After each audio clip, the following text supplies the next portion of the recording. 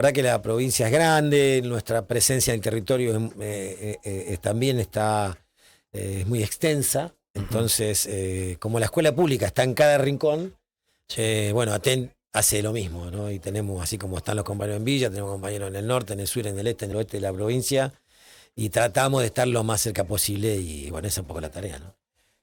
Ahora que estás en el tema, bueno, el conflicto seguramente que te llevó, ¿no? A estar en Neuquén Capital para la discusión con los ministros, con las diferentes mesas técnicas que se iban abriendo, la discusión del tema salarial y técnico, pero también recorriendo la provincia. ¿Cómo ves la educación en el resto de la provincia?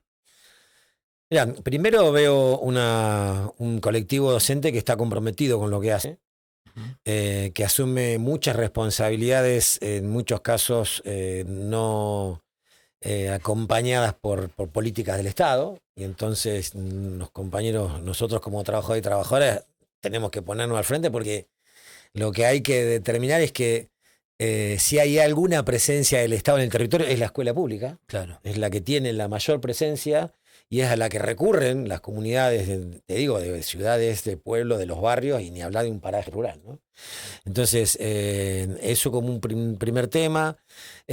Otra cuestión es un sistema educativo que está en una permanente tensión y con muchísima demanda, porque hay movilidad de población, porque hay poblaciones que crecen demasiado, digamos, de manera muy abrupta, como el caso de los Pasanañelo, o en Claro. Chañar, o en Centenario mismo. Entonces eso demanda un esfuerzo no solamente desde el punto de vista pedagógico, sino de contención y de Ujú. tarea que también recae entre los docentes, y con, bueno, demandas insatisfechas del Estado en términos de infraestructura, ¿no? Y ese es uno de los Sí. problemas que más preocupan, porque en el corto y mediano plazo no se ven perspectivas de solución. Mira, aprovechándote en tu experiencia, por ahí no tiene que ver tanto con lo que es tu metida como secretario general, pero esta política nueva del gobierno provincial de regionalizar, Mm. ¿llevará alguna mejora? ¿Te parece que puede llegar a tener algún punto a favor de este tema, ¿no? De la presencia del Estado más cercano de las escuelas. Mira, vos sabés que nosotros, antes de esto que está Sí, implementando el gobierno, logramos conseguir, sí. bien dicho, ¿no? En la mesa de negociación, creo que fue el año 2022, Ujú. mesas técnicas, mesas territoriales de infraestructura. Ajá. Que vos me decís que tendrá que ver. Bueno, No, tiene no, que ver con que sí. antes de esa instancia, la problemática de Villa se resolvía solo yendo de Villa a Neuquén. Con la carpetita, sí. Con la carpetita, teníamos que ir, había que ir a la comunidad, a veces tenían que Ujú. estar los padres organizándose para viajar.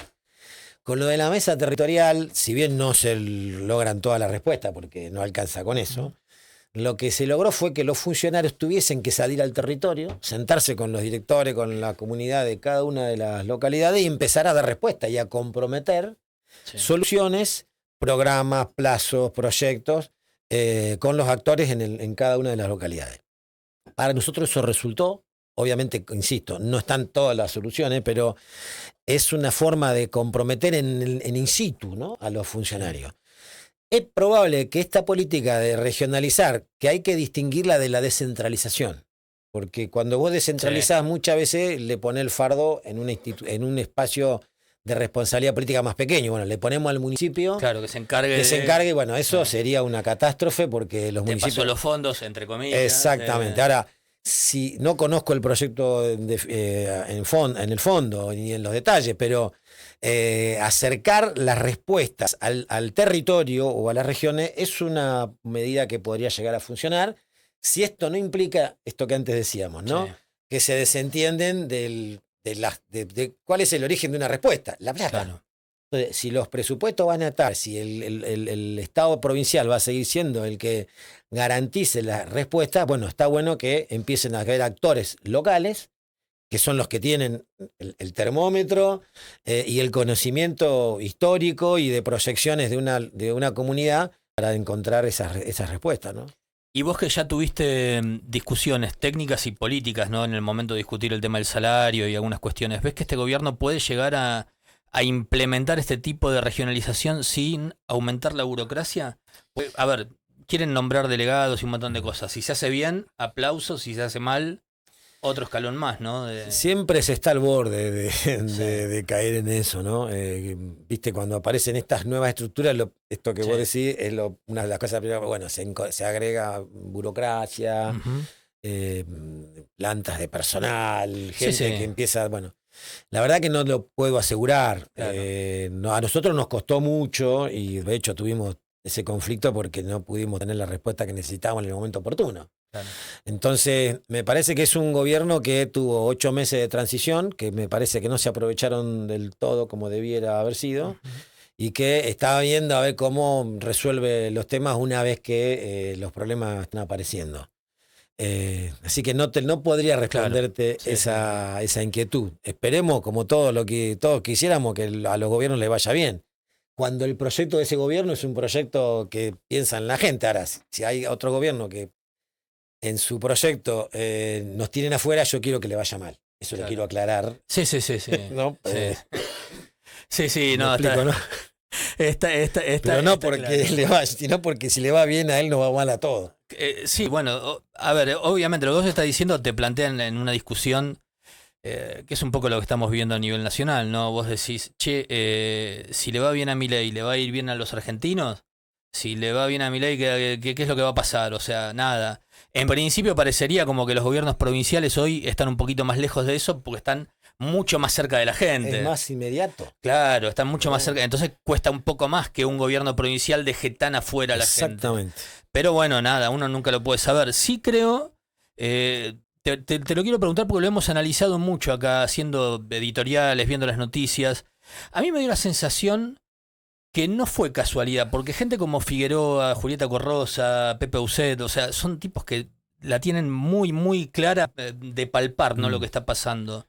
Y a mí me dio la sensación que a los docentes dejaron para último momento esa discusión. Y no solamente para último momento, sino como que ellos también empujaron un poquitito a ir al choque. ¿Qué fue? ¿Medir fuerza? ¿Fue una casualidad? ¿En esta se les escapó? Sí, a mí me parece que jugaron, es mi lectura del gobierno muy personal, ¿no? Que hay distintos sectores que conviven en la puja de decisiones, de qué cosa se prioriza. Y en ese trajín interno hubo cálculo y recálculo. Creo que ellos pensaron que el tema con Aten, resuelto los temas con el resto de los sindicatos, tenía que resolverse de la misma manera. Sí. Y ahí ignoraron haber leído un poco nuestra historia o conocernos un poco más de adentro. Y en el devenir de las decisiones que se fueron tomando, me parece que fueron también reacomodando sus posiciones. La aparición del decreto, la vuelta atrás con el decreto. Me parece que ahí aparecen, ¿no? Estos de los sectores que decían, bueno, si no vienen por acá, que tomen la sopa de prepo. Después cuando vieron que no alcanza con eso, que el sindicato nuestro tiene un montón de problemas y tenemos discusiones internas, pero en algún momento cuando a vos te cercenan la posibilidad de discutir, cuando te ponen sobre la mesa cuestiones que vos luchaste mucho por ellas y que las tenés resueltas, bueno, eso, la reacción de la enorme mayoría de los compañeros fue aunar fuerzas. Sí. Y eso se vio en la calle, se vio en las asambleas numerosísimas que hemos tenido, y tuvieron que recalcular, y en el recalcular entendieron que lo mejor era resolver en una mesa de negociación con Aten. Sí. Y a mí me parece que han hecho un proceso de aprendizaje. Fíjate lo que digo, ¿no? Yo creo que son gente con experiencia, pero que a veces no comprenden los procesos internos de algunos sindicatos bastante particulares, no voy a decir ni mejores ni peores que otros, como el nuestro. Y eso se conoce en el hacer, y en el vincularse, y en el tener que resolver. La otra vez con Omar hablábamos y se da una particularidad, ¿no? En el imaginario popular el tema es y los docentes otra vez al paro, los docentes que otra vez dejan a los chicos sin escuela. Y se había dado que en los últimos años no habían ido tantas veces al paro Aten. Se habían dado situaciones donde no había clases por otras cuestiones, o ya sea el tema de los auxiliares de servicio, alguna cuestión muy puntual. ¿Por qué te parece que no se puede terminar de entender esto? ¿No? Como que los docentes no son los responsables de que no haya habido clase como corresponda o no en los últimos años. Hay dos cosas que están vinculadas con esto que antes decíamos de la cercanía de la escuela y de nuestro trabajo con la familia. Sí. Entonces, si no hay clase, bueno, el primero que tengo adelante es El primero que voy a putear, sí. Perdón, ¿no? Pero Sí, es sí, así. sí. No, y hacer el análisis de que no están en condiciones porque hay otro funcionario que no hizo nada, que no conozco, porque muchas veces si vos decís, bueno, Y ¿quién está es? lejos. Está lejos, viene de vez en cuando, por ahí hace alguna nota en la televisión, pero no. Encima es un funcionario que dice, bueno, sí, pero pedimos el presupuesto y te envuelven un montón de información que vos no tenés por qué saberla. El inmediato que vos tenés para enojarte es es el maestro. Entonces ahí ya tenemos una nosotros en contra. Por otro lado, también esa misma comunidad sabe que cuando tiene un problema, el único que va a estar va a ser ese maestro. Entonces, el enojo ese de la comunidad tiene tiempo, ¿no? Es natural y después enseguida se recompone porque el vínculo con la escuela que tenemos los docentes es muy fuerte. Sí. De hecho, hemos atravesado un montón de situaciones y la enorme mayoría de la comunidad sigue reivindicando la educación pública, que las escuelas funcionen. Considera absolutamente legítimo que tengamos un sueldo más digno, incluso de los que a veces conseguimos con los esfuerzos que hay que hacer.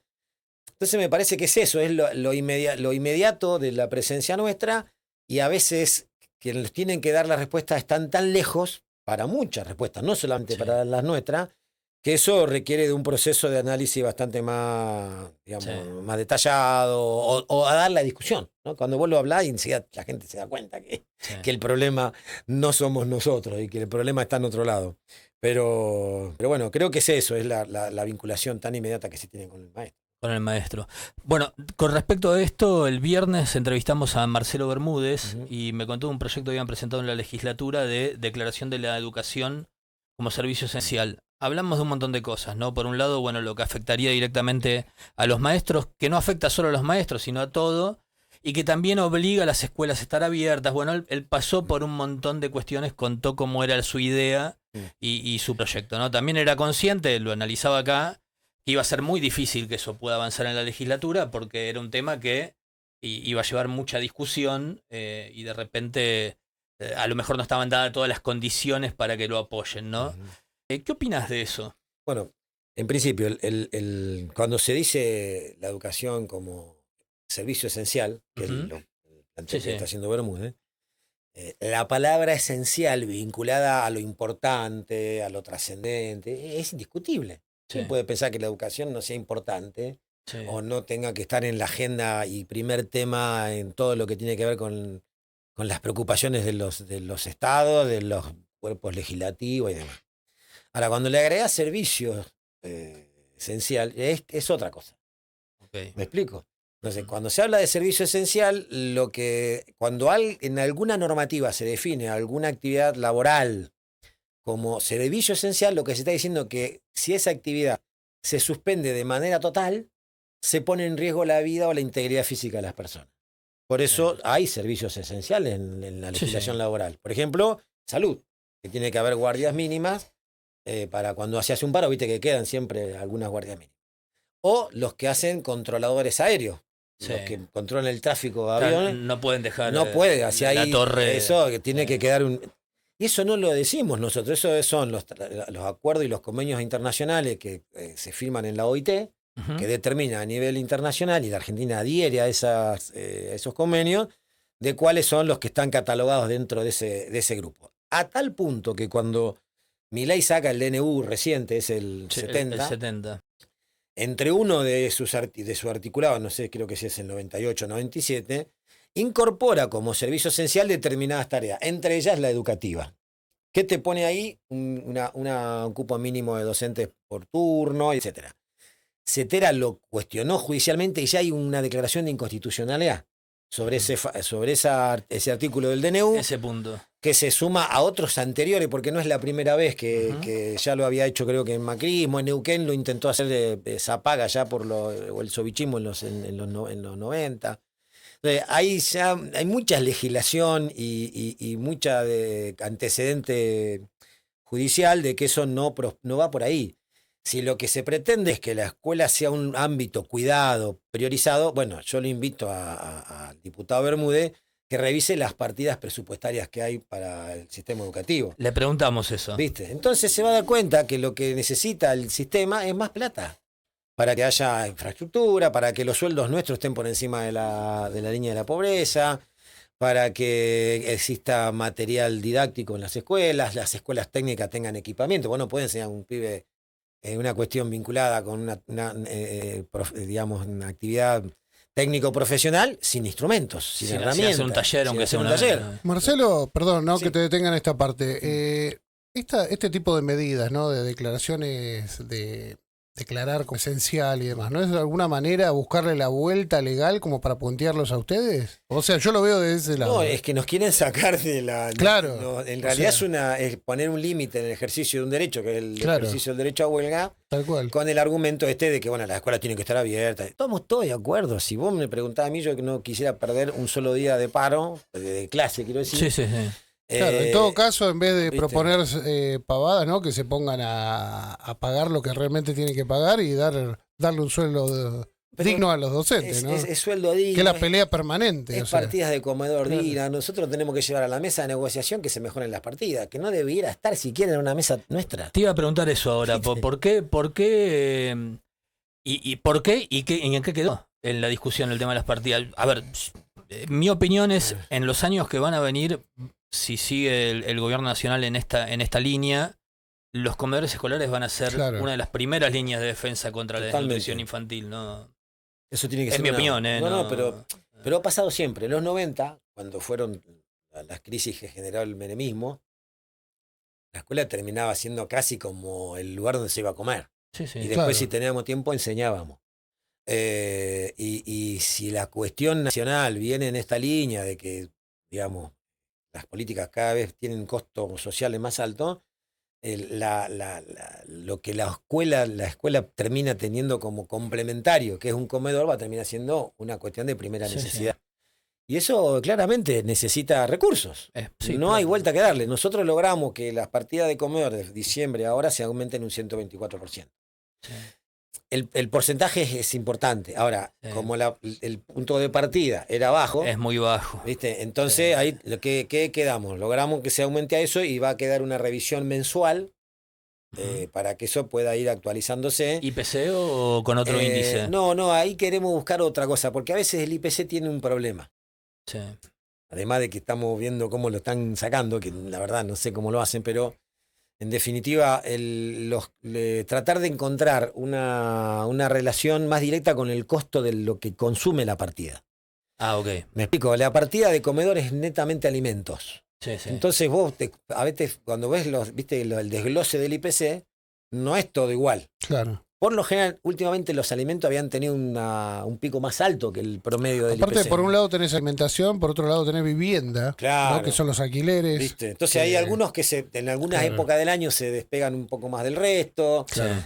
Con el tema de la devaluación y cómo se fijaron los precios de los alimentos, fueron los que más golpearon en los últimos meses. Lo que más se siente en la gente. ¿Viste? Claro. Entonces, ver ahí que esté un poco por encima de los índices, porque alguna referencia hay que tener, digamos, eso es así. Pero bueno, discutir cuánto se necesita y aparte otra cosa. ¿Qué tipo de alimentos se tienen que ofrecer de las escuelas para que no caigamos en problemas de enfermedades producto de una alimentación que no reúne condiciones harina, de nutrición? a ver, básicamente, fideo y harina. Exactamente, fideo y pan. ¿viste? Entonces, bueno, hay recomendaciones de la ONU, de distintos organismos internacionales, incluso nacionales, que plantean que lo que las escuelas ofrecen tiene que tener, bueno, esas condiciones de nutrientes que no afecten la salud de los chicos, ¿no? Totalmente. Mira, la verdad que hay un montón de temas, ¿no? Para seguir charlando. Si puedo, vos has tenido oportunidad, obviamente siempre estás reunido con ministros y gente de primer nivel de la provincia. ¿En algún momento estuviste con Figueroa? No. O sea, ¿pudiste hablar con él? No, todavía no hemos tenido un encuentro con el gobernador. Esperemos que eso pueda pasar en algún momento, porque hay alguna agenda que a nosotros nos parece importante delinear con vistas hacia adelante. Claro. ¿No? A nosotros nos parece que el tema de la educación... Te pregunto por lo siguiente, ¿no? A ver, este nuevo gobierno, de alguna manera, que ha hecho motosierra, tijeretazo por todos lados, ha cortado todas las partidas educacionales, por así decirlo, para la provincia. Y Figueroa, de alguna manera, es como el mesías salvador de la educación de la provincia, con las becas, bueno, con los aportes, con todos los anuncios en la educación. Pero con el sindicato ha tenido problemas para arreglar. Bueno, porque a mí me parece que ha faltado, por eso yo hablé de los 8 meses de transición y demás, alguna instancia en la cual poder, poner sobre la mesa. Nosotros no hacemos política partidaria, hacemos política sindical. Pero de los sindicatos podemos opinar en términos de política de Estado, cuáles son, desde nuestra mirada, por la experiencia que tenemos, por esta cercanía que tenemos con la cotidianidad de las escuelas, cuáles son las cuestiones que habría que priorizar. Por ejemplo, el tema de becas. Cuando tuve oportunidad de hablarlo, tanto con la ministra como con Martínez, con el ministro Tovares, con lo que hemos más hemos establecido una conversación, la verdad nosotros no le vemos el sentido a eso. Porque la beca tiene sentido cuando vos estás planteando los estudiantes de universidades o niveles terciarios. Que es cierto, vos necesitas que el Estado pueda colaborar con él. Sí. Ahora, pensar la beca para la educación obligatoria, que no puede depender de la beca. La educación obligatoria, y digo inicial, primaria, secundaria. Ellos lo plantean como una ayuda tanto para vestimenta como para porque movilidad, eso en todo caso vos tenés que generar alguna respuesta en términos laborales para la familia, mejorar algunos aportes sociales que tenemos la AUH o algún otro instrumento, pero vos podés dar una ayuda, pero si no tenés el transporte, que de hecho tuvimos demoras enormes para el transporte de este año. Si no tenés las escuelas en condiciones, si las partidas de comedor son insuficientes, bueno, flaco, resolvé eso primero. Pero eso, explico, a ver, ¿no? Eso ahí deberían estar destinados. Sí, no es que estás en contra, pero... No estoy en contra. No, pero digo yo, no es una construcción política dentro de... A ver, Figueroa como gobernador es su primer mandato, ¿no? Sí. Sí fue vicegobernador, pero ¿no es de alguna manera con eso construir su imagen política, entre comillas? No, puede ser, pero si nosotros hubiésemos tenido alguna oportunidad de opinar, hubiésemos recomendado otra cosa. ¿Qué mejor cartel político que vos decís? Bueno, las partidas de comedor en Neuquén garantizan un nivel de alimentación de los estudiantes, de todos los estudiantes de la escuela primaria, jardín, los transportes escolares están garantizados, no perdemos un solo día de clase por eso. Hay un plan de obras para resolver el tema de infraestructura educativa de acá, porque no lo resuelves en un año, pero de acá en 3 años, estoy dando un changüí, para garantizar. Ese es un plan de gobierno educativo. Lo otro me parece a mí que... Pero no, digamos, tampoco hago de esto un tema. Sí. ¿viste? No, porque en el fondo tampoco es que estás en contra. No estoy en contra. Tal cual. ¿Viste? Lo que digo es cuáles son, cómo se prioriza, qué es lo que tengo que fortalecer. Entonces me parece que eso es lo que todavía estamos, ojalá haya tiempo para que se pueda revisar, ¿no? Te llevo, y ya te liberamos, porque sé que estás con el tema de las recorridas y demás, pero 2 temitas muy facilitos te voy a tirar. A ver. Sí, muy facilitos. Currícula educativa y suplencias. Bien. 2 temas complicados y que la gente no los termina de entender. Bien. El tema de los diseños curriculares son muy importantes porque eso es lo que determina para qué enseñamos, a quién enseñamos, cómo enseñamos, con qué perspectiva, bueno, cuáles son los ejes por donde debe pasar el proceso o los trayectos de aprendizaje de nuestros estudiantes. Y si Neuquén, y esto yo lo hago también como cuestión de Estado, ha tenido algo que lo ha diferenciado de otras provincias, que ha puesto cabeza en eso. De hecho, nosotros tenemos un diseño del nivel inicial, que data de los 90, que se construyó el sindicato en aquel momento, no éramos nosotros, obviamente no éramos conducción, con el gobierno a través digamos, de lo que significa, lo que se fija en el Consejo Provincial de Educación, y se hizo un diseño que fue actualizado ahora hace pocos años atrás, también de la misma manera, con participación de nuestras compañeras del nivel. Hoy eso está garantizando que se creasen ya todas las duplas pedagógicas en el nivel inicial, que eso no pasa casi en ningún lugar de la Argentina. O sea, que vos tengas por sala 2 docentes que trabajan con el grupo de estudiantes del nivel inicial para garantizar el acompañamiento de esos procesos de enseñanza-aprendizaje. Se están elaborando los proyectos para transformar lo que era la preceptora que existe todavía, que había una cada 2 salas, para que esa preceptora se transforme en una maestra de sala con una modificación de su composición de su puesto laboral y pase a ser digamos, la dupla de una sola sala. Entonces, eso se va a empezar a ver claramente en el correr. Los cambios en educación no se ven de un día para el otro, No. pero ya la familia, cuando vayan a la sala, van a encontrar que en vez de una docente van a haber dos, ¿no? En el nivel secundario se hizo un proceso de discusión que duró 7 años, del mismo modo, con participación de nuestras compañeras y compañeros, que se empezó a implementar el año pasado. Este año ya se ingresa en el segundo año de implementación. Incorpora educación sexual integral, computación en los primeros años, la tecnología, la perspectiva ambiental, de género, intercultural. Bueno, hay una serie de cuestiones, el trabajo por área, ya no los contenidos, viste, que aprendimos nosotros en la escuela, historia, geografía, todo separado, sino cómo cada conocimiento interactúa con el otro para hacer una mirada relacionada del mundo en el que los pibes viven. Y eso, bueno, eso tampoco se va a ver de un día para el otro, porque estamos también los docentes aprendiendo a cómo trabajar de manera en duplas y en triplas de laburo. O sea que en eso hemos estado trabajando. El nivel superior tiene también un currículum construido por los propios compañeros y compañeras, que hoy tiene un montón de carreras que se han ido creando con condiciones de aprendizaje y de trabajo de nuestras compañeras que no hay en otros lugares de la Argentina de la misma forma. Y el que nos queda más atrasado aquí es el nivel primario, que es el primero que hubo en el mundo de la educación.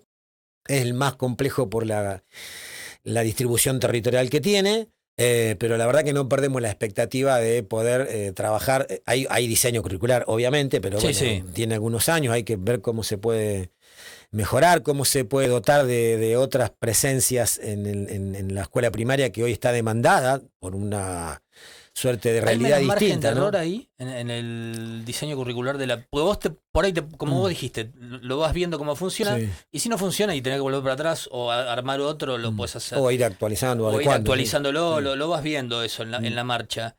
Pero con la primaria hay como menos margen de error, es como que tenés que ir más seguro ahí. Y sí, porque el trayecto de la escuela primaria es, primero, hoy ya es la continuidad de un nivel inicial que ya no tiene la perspectiva de antaño, ¿no? Hoy el nivel inicial los niños muchas veces salen casi alfabetizados, ¿no?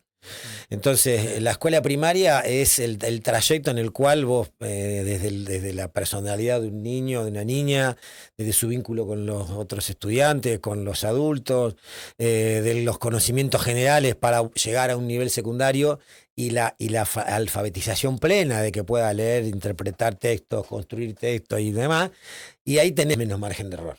Claro. Eso es cierto, ¿no? Pero bueno, creo que hay un enorme esfuerzo de nuestras compañeras por lograr esos objetivos. A veces se logran, a veces quedamos medio con la sensación de que nos faltó algo, pero bueno, en eso estamos, ¿no? Y el tema de las suplencias. Bueno. Ese es un tema complicado, lo económico también, ¿no? Ese es un tema complejo que a veces también tiene una mala prensa, ¿viste? Sí. A veces la instalación de los temas no es la mejor porque a veces se desconoce.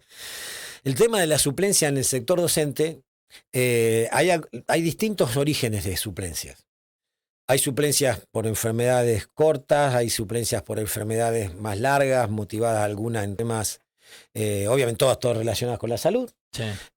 Ahí hay que tener, nosotros decimos que el Estado no tiene un departamento de salud ocupacional o laboral que no solamente haga control, sino que permita que haya una prevención y un cuidado de la salud del docente y después un seguimiento de cómo ese docente que se enfermó, que puede ser una enfermedad inculpable, es decir, aquellas que son propias tuyas, o alguna otra que tenga alguna relación con la tarea. Sí, con el entorno. Con el entorno, ¿viste? Y que vos puedas hacer un seguimiento para ver, bueno, cómo se recupera ese trabajador para que pueda reinsertarse en la tarea plenamente o con lo que nosotros denominamos cambio de funciones por pérdida de las condiciones para estar en el aula. Ya se asignan otras funciones. A nosotros nos parece que este tema hay que trabajarlo con mucha más responsabilidad por parte del Estado, que no ha puesto los recursos necesarios para esto que te digo, ¿no? Vos fíjate que en el sistema educativo hay 33.000 trabajadores, entre docentes y auxiliares y administrativos. Sí. Y hay 6 profesionales. ¿Solo 6? Solo 6. En toda la en provincia. toda la provincia. Para 30.000. Para 33.000. Entonces, claramente... sí, va a fallar. Va a fallar. No es que puede fallar, fallar, porque va a fallar. han implementado un sistema que tiene solamente se carga el dato vía red. Sí. Pero no hay y lo mira un médico y dice si el certificado, pero no hay ningún contacto con la persona. Claro. Entonces yo te digo, tengo tal cosa y vos me decís, bueno, sí, corresponde tantos días o no corresponde, pero seguimiento, saber cómo te vas a curar. Y en todo caso, no lo decimos nosotros con todas las letras, saber si esa enfermedad es cierta. Si hay algún existe, vivo que... ¿viste? Bueno, ahora, si eso lo tiene que hacer el gobierno, no puede. Nosotros yo personalmente y nosotros como institución, no nos cayó para nada bien que el gobernador en el medio del conflicto salió a decir con la suplencia docente hacemos tal, porque se la puedo dar vuelta muy fácilmente esa, ¿no? Decir, mira, si vos vos sos el responsable, vos sos el que tiene las herramientas para ejercer los controles y cuidar la salud de nuestras compañeras y compañeros. Porque si hay un trabajo que, tampoco esto lo digo yo, hay análisis de salud laboral que establecen que los trabajos que tienen mucha vinculación humana tienen un mayor desgaste que a veces se expresa de una enfermedad orgánica y a otras veces por una enfermedad de carácter psicológico. Sí. Bueno, si hay un trabajo de vinculación humana con más carga, no hay otro que el docente. Y eso, entonces, estas cosas hoy se están estudiando en el mundo, no es que son temas que pasan en Neuquén. Claro. Ahora, para eso tiene que haber el empleador que tiene que cuidar los recursos que son de todos, pero a su vez la salud de sus trabajadores debe establecer ejes de trabajo. Nosotros en la mesa técnica que estamos llevando adelante con el gobierno lo hemos puesto como un tema. Discutamos salud laboral, pero no como una cuestión de control para disciplinar y de castigo, no, porque si hay un determinado problema, bueno, hay que abordarlo. Lo que no esté bien, no hay nada que inventar, hay instrumentos para poner en funcionamiento, y lo que esté bien hay que cuidarlo, porque es el recurso que tiene el Estado para que las escuelas funcionen. Totalmente. Bueno, Marcelo, la verdad que fuimos por todos lados, pasamos un poquito por todos lados, no lo dejamos hablar Omar. No, está. Sí, está ahí escuchando como todo. Sí, lo vamos a agarrar en alguna otra oportunidad. Te agradecemos mucho que te hayas acercado hasta acá y seguramente que alguna vez te estaremos molestando por teléfono o la próxima vez que vengas acá también en el estudio. Siempre es bueno hablar de educación. A nosotros nos gusta, es lo que nos apasiona. Militamos porque, bueno, amamos esto, ¿no? Y los que asumimos la responsabilidad de la representación lo hacemos con pasión por esto, ¿viste? Entonces no nos molesta que nos llamen, que hablemos, que debatamos, que pensemos distinto, porque lo peor que nos puede pasar es el autocomplacencia, ¿no? Es decir, tenemos siempre razón. Y la verdad que no es así. Y hay muchas cosas que tienen mala prensa, repito, y que hay que hacer el esfuerzo de explicarlas, de compartirlas, de dar fundamentos y de estar atento a recibir la devolución, porque puede ser que eso que se devuelva tenga validez y nos sirva para mejorar. Así que contá con nosotros a través de Omar o a través mío de estar las veces que sea necesario. Buenísimo, muchas gracias.